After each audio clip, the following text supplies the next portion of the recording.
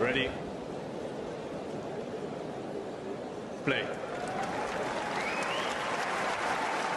Shall we start with the hipster's choice? And you know what the hipster's choice is, Damien. Don't pretend you don't. Machac Mensik. That's a hipster's choice? I mean, I guess. Yeah. Would you think by the point, they're mainstream. Yeah, I wasn't sure what you were going to go for because, like, the hipster's choice, one player would be Walton. But he's played yeah. So that doesn't fully count. But yeah, Mensik, Machac are kind of going mainstream. And, it's great. We mentioned that last time. It's their last time in the hipster circle.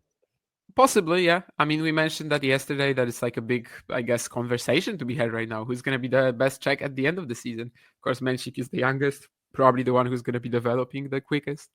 They just played in Acapulco. It was pretty fun. I think should be a bit closer, right? I mean, Mensik has been his serving has been godlike this week.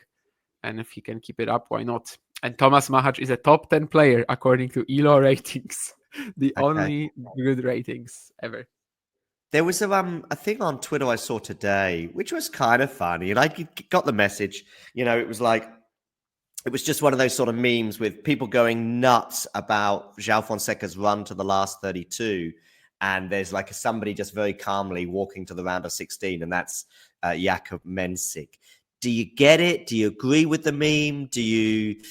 Where are you on this whole, are we going to, well, I think I know where you are on, are we going too mad on Fonseca? I think you're pretty much, no, we're not going too mad on him, but maybe we're not going mad enough on Mensik. I say we, the tennis community.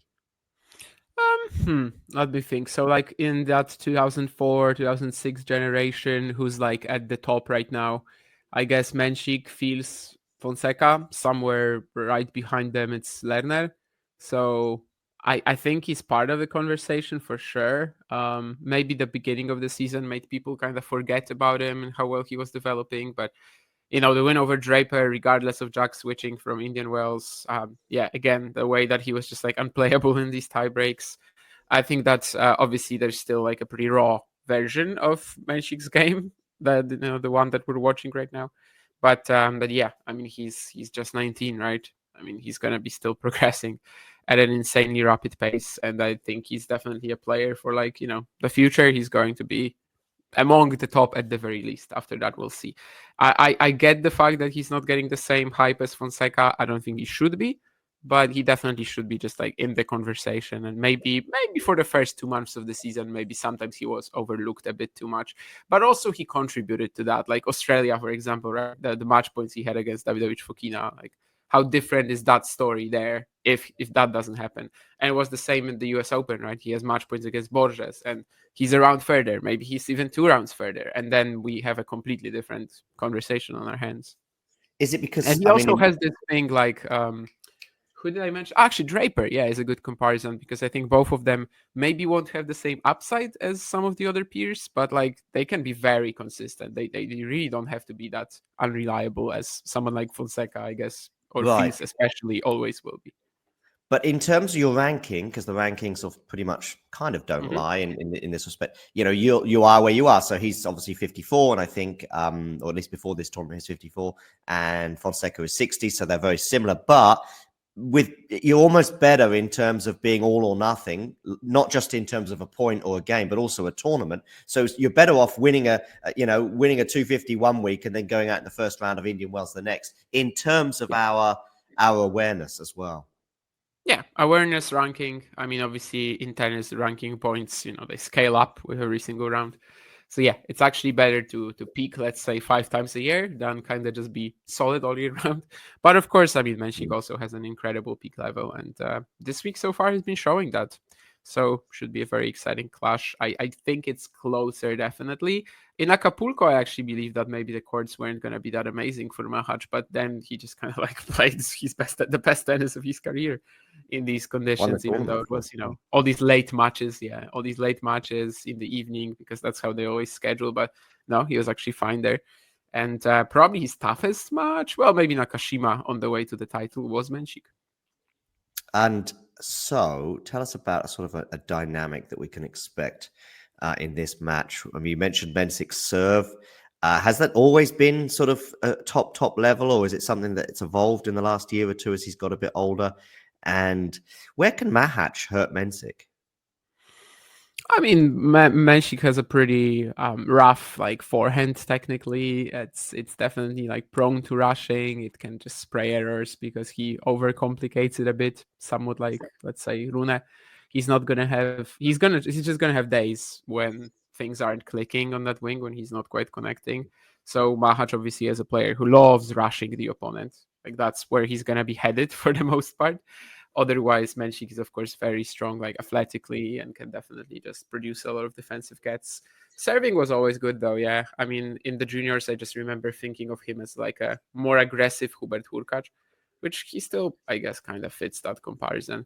They defend pretty similarly, and like yeah, it's a big serve, but after that, there's also firepower coming off the ground, which is what the pole lacks. So yeah, I think the serve was there always, but since more or less the next gen finals, there's been some sort of a spike nonetheless. Like the next gen finals, of course, it wasn't a great event for Mensik in any way, but he was hitting like 20 plus aces in some of these matches, and that's kind of remained this season. So I do think it's improved from an already great standpoint, and I see that there are some stats here. Yeah. So 9 point. This is Tennis Insights. 9.3 is his serve. Oh yeah, the Draper match. Yeah, that was insane. Okay, the Draper match. Yeah, exactly. Is that right? He got 100%. So he didn't double fault, I guess, the whole match because he got 100% of his second serves in. It seems 66% first serves in. That's pretty good as well. And yeah, that was sort of the match where I think a lot of people 21 aces. I know we don't need to take too much stock from that, but yeah. So that's from the Draper match, which was a couple of rounds ago. I think worth mentioning is also that in the first set tiebreak, he played 5 points on serve, and 4 of them were aces, and the other was an unreturned serve. So I think across the 2 tiebreaks, he played 10 points on serve, and 6 were aces. So like there's always no way to win a tiebreak against someone serving like that. He also beat, of course, Safiullin in the last round. Again, it's a sort of a match that pretty much probably went under most people's radar. It was yesterday when it was the same day in Miami, at least, when there was lots of other things going on, Badossa's withdrawal. And actually somebody sent me a message saying, wow, what a day in Miami. Or I saw it on Twitter or something. And I was, of all the things I was thinking of when they said, wow, what a day in Miami, I wasn't thinking of Mensik straight sets win over Safiullin. Yeah, I think because it went like this comfortably too, like nobody really paid that much attention to it. I remember someone texting me whether I'm watching it, and I just said, I mean, if there's like a tight finish, I probably will tune in. Yeah. But yeah, when Mensik won this so easily, so I didn't actually get to see any of Safiullin Mensik last night. But well, now we get a matchup that I definitely will be wanting to watch. Machac beating Arnaldi and Opelka en route to the round of 16.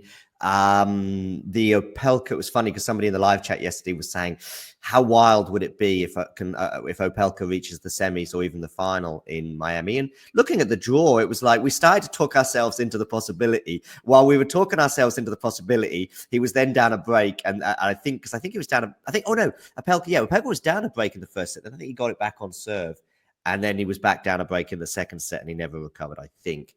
So that's quite impressive that Machac can break Opelka, I think, 3 times in that match, as well as twice. I was twice. But yeah, okay. Honestly, Opelka was a total mess. In the second set, oh no, maybe last game was a breakthrough. I don't know, maybe 3. Anyway, yeah. Opelka was gifting a lot of that away. Like there was a game when he hits like 2 consecutive double faults to get broken, and there was one too where simply like the +1 forehand is horrible. Machac is a great returner, of course, but he's like so close to the baseline. Opelka's serve is a bit too big for him, but still he wins the match. But yeah, definitely wasn't one of the best like baseline days from Riley, unlike the match against Rune. But still, that's a very tough draw, I think, to make the 4th round. Opelka and Arnaldi, both super dangerous, and they're actually going to contribute positively to his already amazing ELO rating. Plenty of promotion there for the ELO ratings today, and somewhat justified. Okay. Is this the hardest? I mean, I'm just looking at the round 4s. There's so many of them. We're not going to do the 2 we previewed yesterday. They are out there. So I think it's Djokovic against Musetti and Berrettini against de Minaur. We've already done those. So if you're keen to listen or watch those, then tune in to our videos and you'll find it amongst those. But anyway, is this the hardest one to call? I'm just looking down it. Down the list, I think I've got a pretty firm favorite. I think I've got a firm favorite in most or all. One is actually down to physicality. Actually, the next one we're going to go to, I think, is a bit tricky. My point is this: it's bloody tight, this one, right? To call doesn't mean the result will be tight. According to the odds, it's the only flip of the day. Oh, so it is a flip. Okay, yeah, right. Yeah. I think there was one more match that was a flip in originally, but now it's shifted. But yeah, according to the odds right now, it's the only flip. Okay. Will you remember which one has shifted when we get to it? It might be the next one we do, but just try and remember, or maybe I'll try and remember to ask at the beginning of every preview. Anyway, regarding this flip, Acapulco's slow, right? Normally. Yeah, and they also play like really late in the evening. So the conditions and the time and the obviously different court surface and everything else in Miami, that would swing the pendulum a little bit in Mensik's favor. I think it's more the Mensik form this week, because like in terms of the courts, Machac is obviously good for on anything, which is like pretty quick, like Miami. So I think it's more just the fact that he's been playing this well this week, and honestly, only the Draper win because, as you said, the Safiullin one, the Bautista good one. I mean, I don't think many people paid attention to that. So I think it's just mostly the Draper win influencing though. There was something else as well. What about, are they friends? And I'm thinking about the mental side of it now as well. Is Mensik still learning to become mentally tough? I mean, definitely. Are they friends? Not sure. I mean, in terms of the juniors, they wouldn't be playing next, much with each other, obviously. But they've been part of the same Davis Cup team a few times now. So I think they definitely have some sort of a relationship. But yeah, I mean, it's not like they were obviously competing next to each other in the juniors, as they are 5 years apart, or maybe even 6, 5. I don't know, 5 or 6. Yeah. All right. So if it's a flip in the bookmaker's eyes, and probably ours too, is there a 51-49? Is it Mensik just because of his slightly better sort of looking results, particularly that Draper performance this week? I'm kind of tempted to say it might be Mensik's time, but yeah, I don't know. It's really tough. I did think that Acapulco match was going to be pretty close, which I think at the time the Mensik form was definitely just like dipping and wasn't really the expectation. It was close. I mean, it was good. It was close. I think there was also some sort of a physical dip that Mensik had in the third. But yeah, I mean, it's very tough to say here. Just tempting to me to say that Mensik is maybe the slight favorite. Just, I don't know, for no reason at all other than him being amazing this week. Yeah, I'm gonna, but it's I'm really pretty much guessing. But if somebody's gonna force me into a corner and beat me down by watching this video, sometimes people watch the videos hours after the match has finished and just wanna brutalize. I mean, I think there was people, Iala Keys, there was a lot of reaction to that. Yes, I had a couple of DMs in my on my Twitter really? even. Yeah. Someone has been like texting me regularly. Let's say one text a month, and basically saying something that like, "Oh, you were completely wrong on that. You should stop just saying anything or whatever." And like, it's a match between Ala and Keys where Ala was a 9-1 underdog or something like that. Like, clearly the person is betting because that's like something that you can basically guess from their tweets. So like, if you're betting on a match like this, I mean, I think that means you should have a problem. So if you enjoyed this video, make sure you hit that like button. Don't forget to subscribe and click that notification bell so you don't miss out on all things tennis.